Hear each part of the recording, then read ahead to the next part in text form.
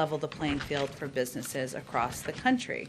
Also wanted to note that during this critical period of negotiations on the Build Back Better agenda, the Vice President will make her first trip to the Treasury Department since taking office to hold an event with Treasury Secretary Janet Yellen and make the case for the Biden-Harris administration's proposed investments in childcare that will benefit women, children, and working families.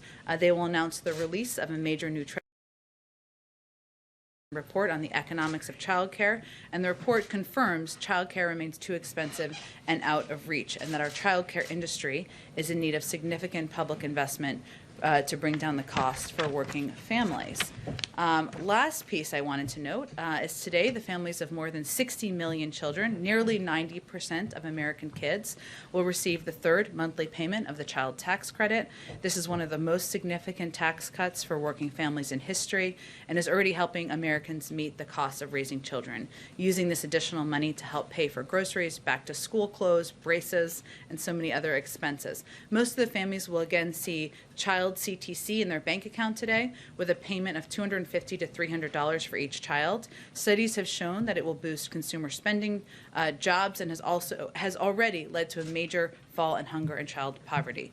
97% of the children receiving this tax relief are in working families, and we have already seen reports for families across the board, including from independents and 41% of those who identify as Republicans. And we're working, of course, to get it extended for even longer. Jonathan, why don't you kick us off? Thanks, Jen. A new book reports that near the end of the Trump presidency, Chairman Milley had 2 conversations with his Chinese counterpart, promising the countries would not go to war and that he would give an early warning if something were to happen. In a statement just minutes ago, Chairman Milley did not dispute this account. On this, does the president feel that these calls were appropriate? Does he have confidence in the chairman? And some Republican senators have called for Chairman Milley to be dismissed. Is he going to keep his job? Well, I saw the statement, of course, that the Department of Defense, or I should say the Joint Chiefs spokesperson, just released minutes ago. I'm not going to add more or speak to anonymous, unconfirmed reports about conversations with limited context from here. But what I can assure you all of is that the president knows General Milley. He has been chairman of the Joint Chiefs for almost 8 months of his presidency. They've worked side by side through a range of international events.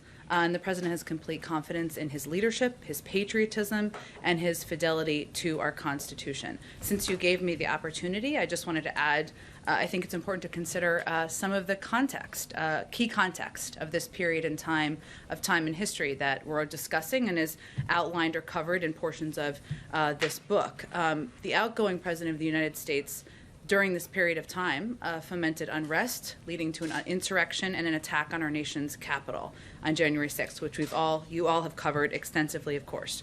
One of the darkest days in our nation's history. Beyond reports in this book, there's been widespread reporting and commentary from members of his own cabinet, the former president's cabinet, I should say, including high-ranking national security officials, questioning the former president's stability, his behavior, and his suitability to oversee the national security of the United States. So those are important questions that need to be discussed as well. I want to follow up to this. Does the president believe that Joe Milley should testify before Congress about his actions during that time? Look, I think the president has been clear with his administration and members of his cabinet and national security team that we will continue to work with Congress and cooperate with them as appropriate in meeting their needs. We've done that from the beginning of the administration. I would defer to the Department of Defense and the Joint Chiefs for further decisions. I'll hand off. If you could just give a comment on what seems to be the escalation of tensions between North and South Korea. Sure.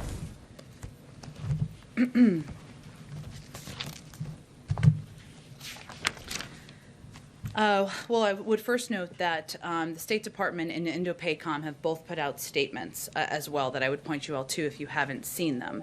I would note that in Indo-PACOM's statement, they said they, of course, are aware of the missile launch, as are we. They've also stated that they have assessed that this event does not pose an immediate threat to U.S. personnel or territory or to our allies. The missile launch highlights the destabilizing impact of the DPRK's illicit weapons program.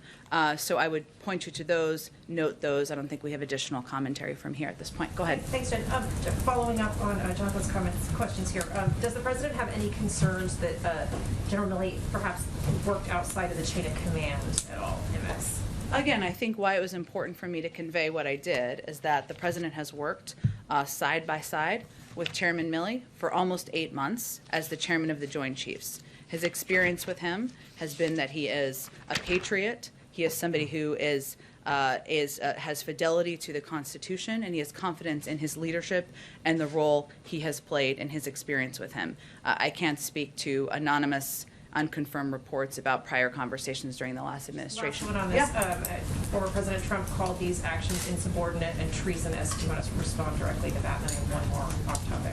I don't think I have any further response to the former president, other than to reiterate the context of this moment in time, what everybody's talking about here, and what we're reporting on. Just quickly on COVID, Dr. Fauci has publicly said that he would support a vaccine mandate for air travel. Is that something the White House is actively considering?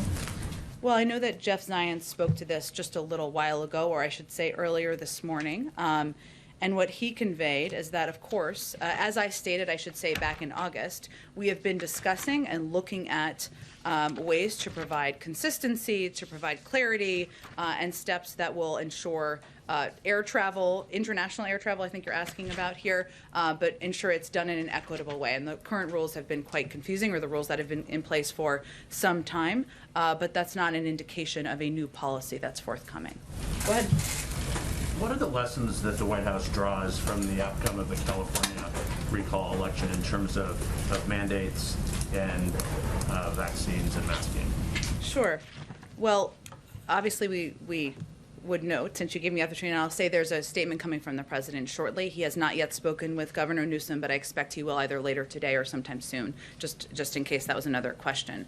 But of course, this was a resounding victory for Governor Newsom, but also for a science-based approach to fighting the pandemic, for vaccines, for testing, for steps that will protect more people and save more lives. And there's extensive data from last night that shows that Californians were overwhelmingly in favor of a leader who is willing to take strong steps to defeat COVID and get the economy up and running. Governor Newsom has been one of the leading governors in the nation protecting his people and vaccinating his state. And in our view, this was a resounding support of victory for that.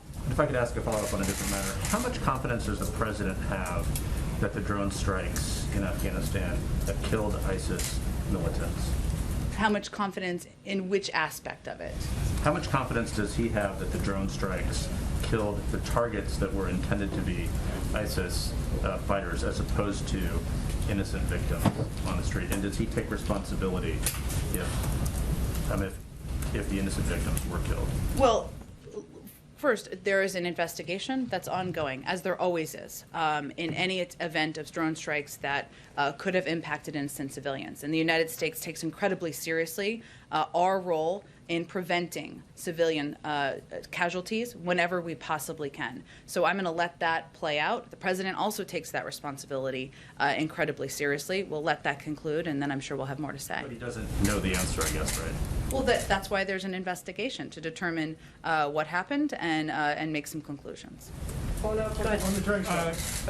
wanted to ask first about filibuster. You said last month that there was no change in the president's viewpoint on that. Does that remain the case, and is it a topic that is being discussed with Senators Sinema and Manchin today? The Senator Sinema and Manchin are here to discuss the Build Back Better agenda and the path forward. And I know one of the meetings was happening. One of them is happening later this afternoon. The president certainly believes there'll be ongoing discussions. Not that there's necessarily going to be a conclusion out of those today, but that was the primary focus and purpose of these meetings. And is there a change as far as the president's opinion on the filibuster? Right now, our goal has been on moving voting rights legislation forward. The Senate has obviously been working through it. There's been some announcements made about progress on compromise agreements. That's a positive step, but there hasn't been any additional change. Okay, and no change on the president's opinion as far as filibuster is concerned? Correct. Okay, and then on a different subject, on booster shots, there was FDA staff that said today that it's not clear at this point whether booster shots are useful for the general public. You have a plan to start giving those out on September 20th. Is that date still on? And do you need to wait more in order to get more of a scientific consensus behind that policy? Well, first I would say on August 18th, so almost a month ago, after weeks of discussion, 8 of the Department of Health and Human Services top doctors released a statement saying they had determined boosters would be needed and that we have a plan to begin a booster program starting the week of September 20th, subject to an independent evaluation from the FDA and ACIP. That continues to be the case. Right now, what we're looking at is that today the FDA provided more data that will be analyzed through independent and rigorous scientific process. A formal meeting is also happening of the Vaccines and Related Biological Products Advisory Committee that will take place on Friday. And next week, the ACIP is planning to meet, and based on their recommendation, we're prepared to operationalize. So those are the steps that will be occurring. Nothing has changed as it relates to the 8 top doctors who put out that statement almost a month ago. There was always going to be a process. That process is proceeding. So even if there's no consensus, you will be moving forward with the booster shot? No, program? where it is subject to an independent evaluation from FDA and ACIP. That was what we said in August. That is what continues to be the case today. So that process is playing out now. Larry Nassar. Go ahead. Thank you, Jen. Just to put a finer point on it, because you brought up the context a couple of times, does President Biden believe that General Milley may have been acting in the national interest by circumventing a former president who he feared was acting erratically? Well, it's the obligation of every chairman of the Joint Chiefs to follow constitutional orders to prevent unlawful military action. That's what the president believes. But it's also important to understand the context of when this reporting was happening during, and the fact that the former president was fomenting an insurrection, and there was broad concern from a range of members of his national security team about his behavior and fitness for office. And I know you all know and have reported on that context, but that is missing a little bit as people are discussing this. So you think General Milley may have been acting patriotically by having these conversations with Again, the Chinese? I'm not going to give further analysis other than to say that the president believes he's patriotic, that his fidelity to our Constitution is unquestionable, and he has complete confidence in Has him. President Biden had a fuller conversation with General Milley about all this since the book's details were publicized yesterday? I don't have any other further conversations to read out. Go ahead. Even if the president believes that the intentions and the patriotism of General Milley were in line with his own values, is there a point where criticism makes General Milley unable to continue in this role because it is a new administration, it's a new day, and there are some questions about if he exceeded his authority? Well, again, the president has complete confidence in his leadership, his patriotism, and his fidelity to our Constitution. I can't speak to the former president's experience with him or the former president's views of him, but this current president, who follows the Constitution, who's not fomenting an insurrection, who follows the rule of law, has complete confidence in Chairman Milley and him continuing to serve in his role. And even as Republicans may criticize it and have questions about his suitability to continue, would that be a factor that President Biden would consider, separate from his judgment about how he conducted himself before? I don't think the president is looking for the guidance of members of Congress who stood by while the president of the United States and the leader of their party fomented an insurrection, and many of them were silent. Go ahead. Jen, thank you. The Larry Nassar situation and the testimony with Congress, Simone Biles delivered powerful testimony saying enough is enough, and I didn't hear you address it at the top. So if you could say and elaborate, what is the president's position on the Larry Nassar situation, and does he have a reaction to what Simone Biles said to Congress today? Well, I would say her testimony was incredibly powerful. Allie Reisman's was incredibly powerful. All of these women who were brave and courageous and came forward and spoke about the abuse of a monstrous human being that they lived through as gymnasts, as some of the nation's top athletes. That's courageous. That's brave. They're playing a role in preventing this from ever happening again. I would note that also discussed was, of course, the DOJ's Inspector General report, and the testimony we heard today was also about that. And the Department of Justice has said that the FBI is promptly taking the steps outlined in the report to ensure that this can never happen again, which certainly the president supports that. And then a follow-up, one more for boosters. I asked the president on the South Lawn yesterday if he would be willing to take that booster dose. You said at the podium that he would after, some time after the recommendations, but he didn't elaborate. Is the president going to take the booster dose? Yes, once it's approved through the process that I just outlined. Go ahead. Thanks, Jen. I know you've spoken about Milley quite a bit, but what is the president's response to this criticism that the chairman of the Joint Chiefs exceeded his authority, usurped civilian authority, and does there exist any fear that that could happen to any administration, including this administration? Well, again, this is why I provided the context, right? Because what we're talking about here, one, let me just restate again, that there are a range of reports in this book, anonymous, unconfirmed.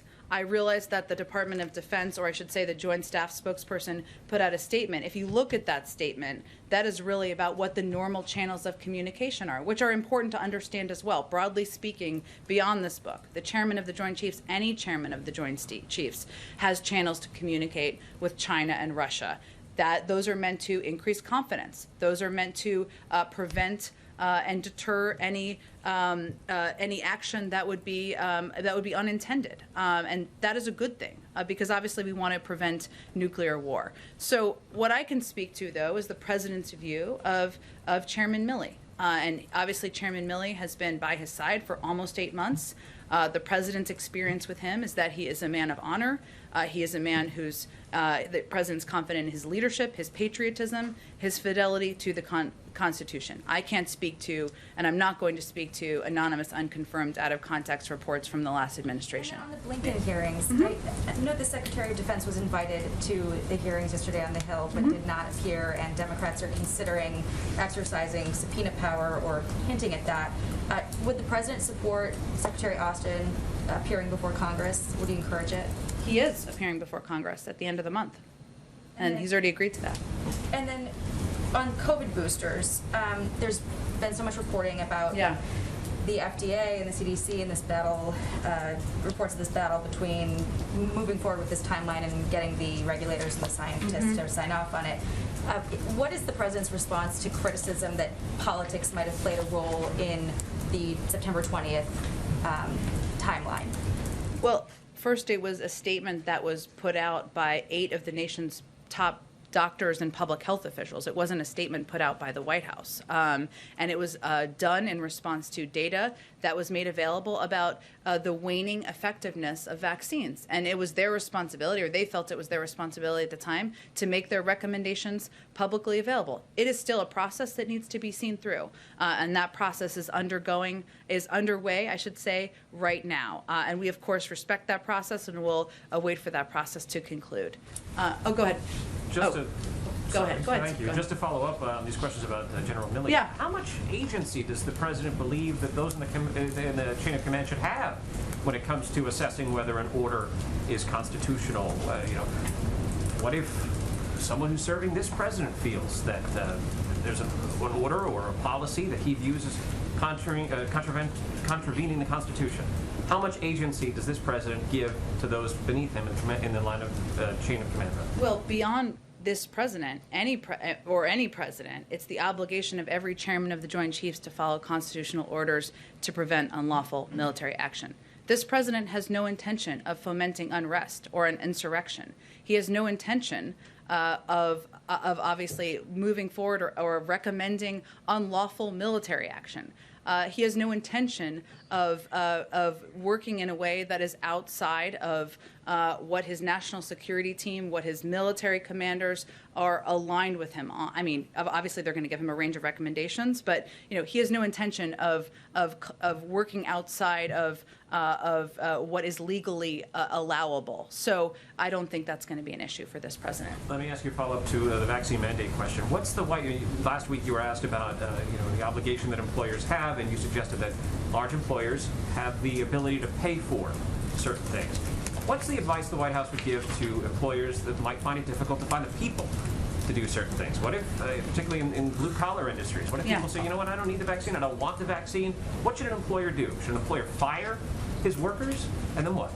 Well, there's a process of, OSHA is going through the process of determining the regulations and requirements here to give businesses and employers all these clear guidelines, which are all good questions that are being asked, and hopefully we'll have more on that in the coming weeks. I would say that some of the industries and business leaders who will be here today represent a diversity of industries with a diversity of workforces. And what we've seen of the examples to date is that there's been an increase in vaccinations, that has actually been something that has been economically advantageous to a number of businesses and industries around the country. And so that's not, we're looking at the models of the past as models of what can happen in the future, but there are good questions about what these requirements will look like, and that's what OSHA's working on now.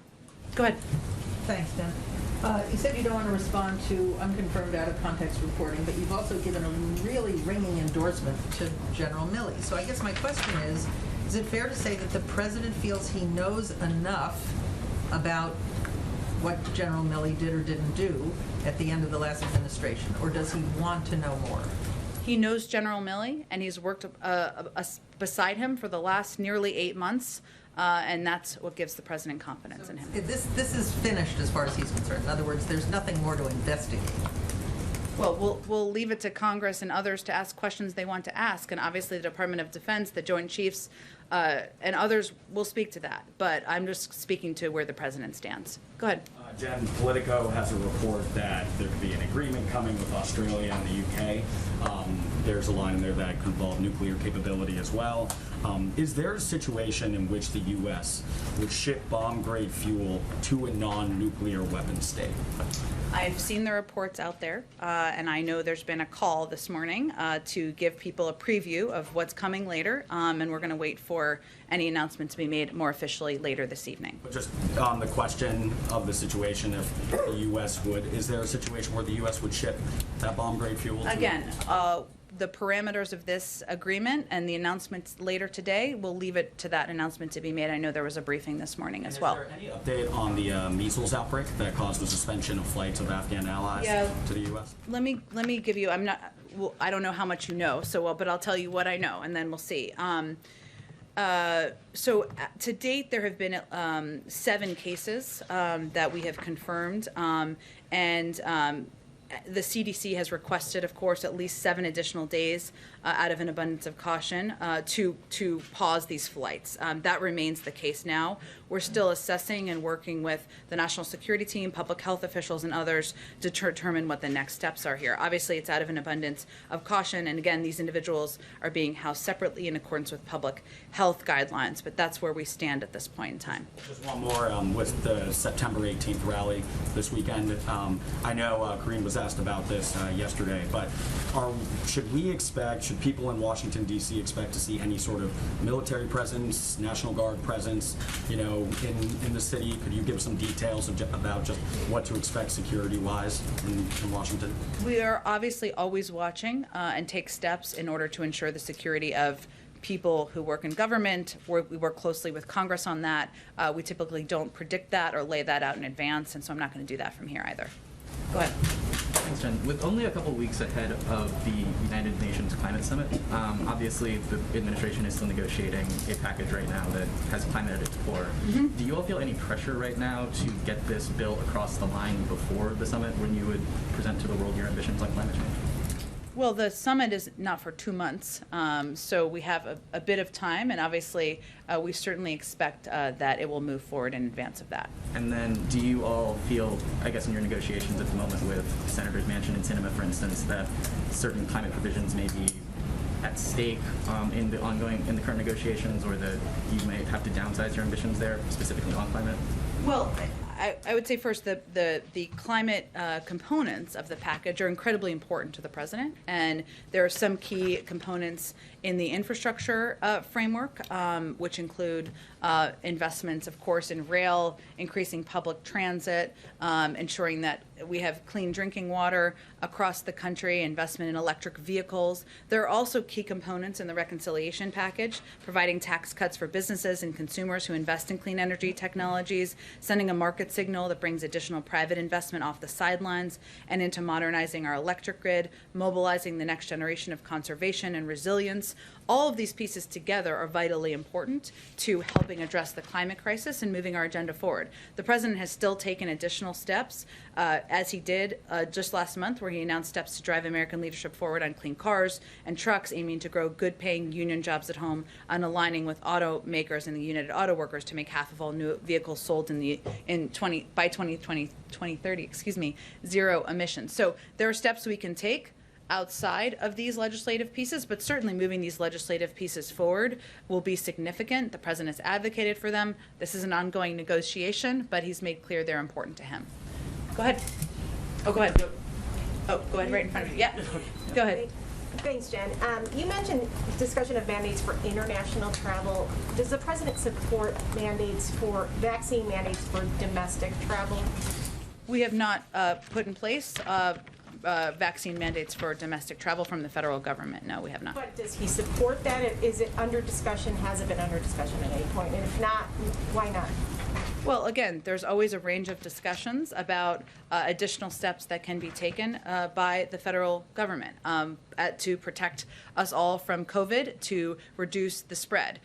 What we made the decision on or determination on last week is that putting in place these mandates and requirements on businesses would have the largest impact in helping reduce the spread of COVID, protect more people, and save more lives. So we're maintaining existing travel requirements at this point in time.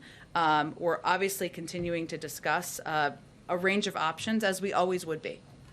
Go ahead. Go ahead for it, Jessica. Okay, can I follow up on that? Yes. Jeff Zients said today, though, we are considering vaccination requirements for foreign nationals traveling to the United States, that you're working now to be ready to replace the current restrictions with a new system for international travel, reading those words from him. So what is the time frame that you would imagine for that? Are we talking about weeks here? Are we talking about months before the holidays that are coming up? What can you tell us about that? So I said something similar in August, so did Jeff Zients, about our desire to work through these working groups, which is different from the domestic question. This is about the international component, to create consistent, equitable approaches that will also keep the American people safe and stop the spread of COVID here. I don't have a projected timeline. It's just an ongoing discussion that's been happening since last August. Okay, since August. Sure. Last and month. a separate question about the vaccine mandate that the president announced. Yeah. Does the president intend for that to apply to employees of state and local governments?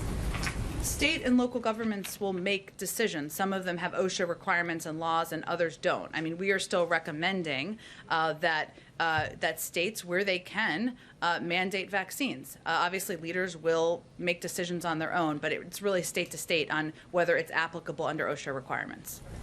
Go ahead. Thanks. On the Biden-Xi call, can you clarify for us if President Biden asked President Xi for a meeting and President Xi declined that? I think that's a little bit of confusion. Sure. Well, I know there's been some reporting out there about this. So let me just reiterate a couple of things. President Biden and President Xi had a broad strategic discussion. The question as what you're asking about related to a press report, the president and Jake Sullivan both said it's not true, that it was not an accurate portrayal of the call. As we said at the time, they had a discussion about how to continue the ongoing channel of communication, high-level channel of communication between the presidents. And that was certainly a part of the discussion. But in terms of what's next or what format or what that looks like, any reports that suggest there was a conclusion of that are inaccurate. So is it inaccurate that the request was made from the U.S. president to have a meeting, or is it inaccurate that the Chinese president declined? Because I think not true was not really giving us the full picture of what in the press reports is not accurate. What's accurate is there is an ongoing discussion with the Chinese leaders about what the next step should be about engagement on a leader-to-leader level. But I don't have anything more to preview for you at this point in time. One other issue that I know is a big priority of yours on the supply chain crunch, specifically semiconductors. Mm-hmm. Where in your priority list is getting that broader China competition bill through the Congress, and how much, can you give us a little bit of context of how much your team is working on that still, how to get it done, when to get it done?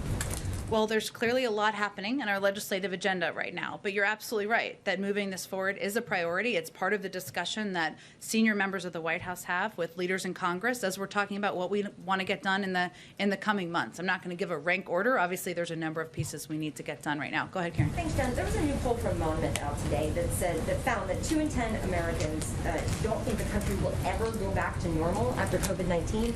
What's the White House message to Americans who are so pessimistic right now? Our message is we understand your frustration. This has been a long haul, and we have all been navigating through what has been a difficult time in this country for people across the country, whether it's because you have kids who are not yet vaccinated, whether because you're not able to go to sporting events or go to concerts or go out like you used to, or it's all difficult. So first we would acknowledge that.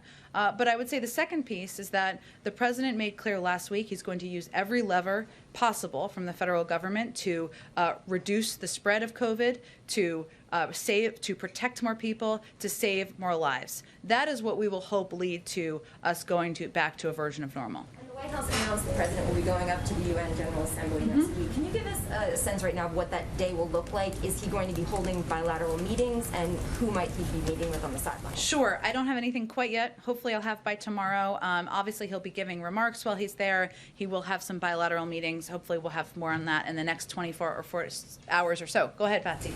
Thanks, Jen. So on President Biden's call to world leaders to recommit against the pandemic, and the call to fully vaccinate the world, 70% of the world population by next September. Many experts that we've spoken to say that this goal will be unlikely to be achieved unless there is a vaccine patent waiver at the WTO. The U.S. has supported this since May, and it's been months, and it doesn't seem like Ambassador Catherine Tai has been able to move the needle a little bit. So is the U.S. serious, and would that be part of the president's call in recommitting to the fight against the pandemic globally?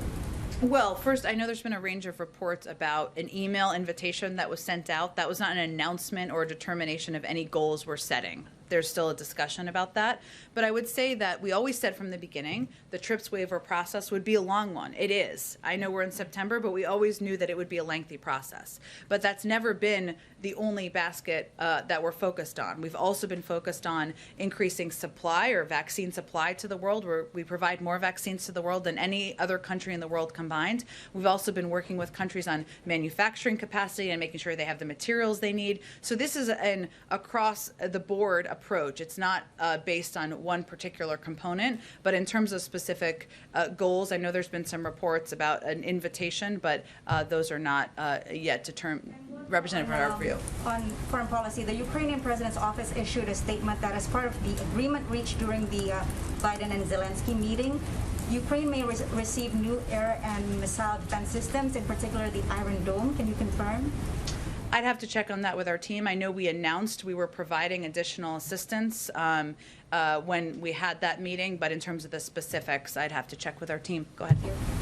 Just a quick follow-up on the timeline for the reconciliation bill. Do you expect that to be signed into law by the time Biden goes to Glasgow, or just move forward?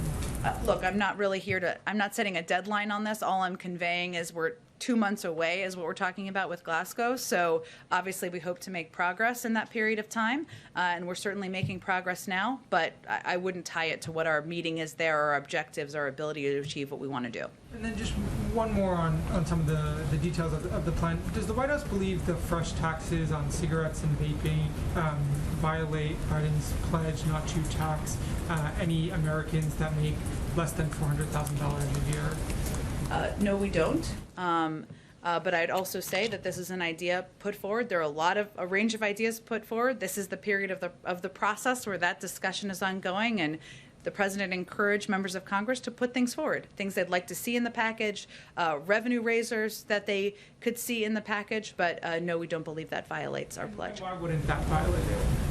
Well, again, I think our pledge, one, is related to Americans making less than $400,000 a year as their income and their taxable income. Also, I know you're going to ask me probably about our opposition to the vehicle mileage tax. Millions of Americans go to work and drive their cars and go to work, and that would impact millions and millions of Americans. Obviously, public health guidance advises against smoking, so that's not something that we think falls into the same category. But again, it's not an idea the president has proposed, and it's just one that's been proposed among many from members of Congress. Does the White House support that proposal? It's not one we proposed. There are negotiations. They're happening now. I'm not going to negotiate all of the components from here, but it wasn't one that the president proposed in his initial speech or announcement. But he has also encouraged members to come forward with a range of ideas. Go ahead. Thanks, Jen. Senators from both parties have called for an investigation into Facebook's internal research on the way young users are affected by Instagram. Would the White House back these efforts? Efforts by Congress to investigate?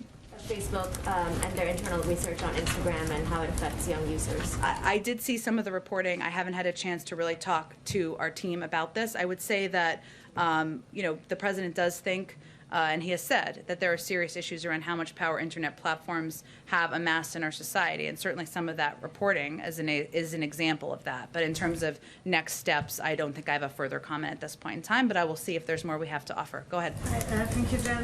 Question about Iran. Iran has now a new chief nuclear negotiator. It's widely seen as a sign that they're going to adopt a tougher stance. So does the president still believe that he can restart the talks with Iran about nuclear weapons? He continues to believe that a diplomatic path forward is the best path forward, and that going back to a period of time where we have visibility into Iran's nuclear capabilities, that we can work with our international partners to hold them accountable is the best step. But obviously that is up to the State Department to determine what's possible with diplomacy. I know we have to wrap here because I think you have to go gather, but why don't we do one last one? Jen, did the president watch any of the emotional testimony from the U.S. gymnast earlier today? I know you touched on his message. Did he tune into any of it? I know he's had a full schedule today, so I'm not sure he's had the opportunity to watch much of the testimony on television. We have mentioned it to him because obviously it impacted many of us as you're watching. I don't know how anyone couldn't have been impacted watching it, but I'm not sure if he'll have an opportunity later today. I know he's been following this closely, of course. Do you still have confidence in his FBI director, given many of these young women said they feel failed and betrayed by the FBI?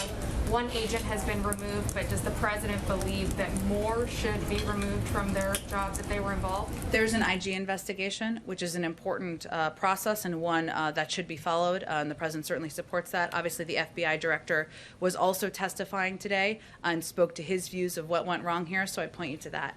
Okay, thanks so much, everyone. I think I got to wrap because you guys have to gather. Thanks, everyone. And the Arizona Attorney General suing the Biden administration over the mandate. Any comment? Yeah.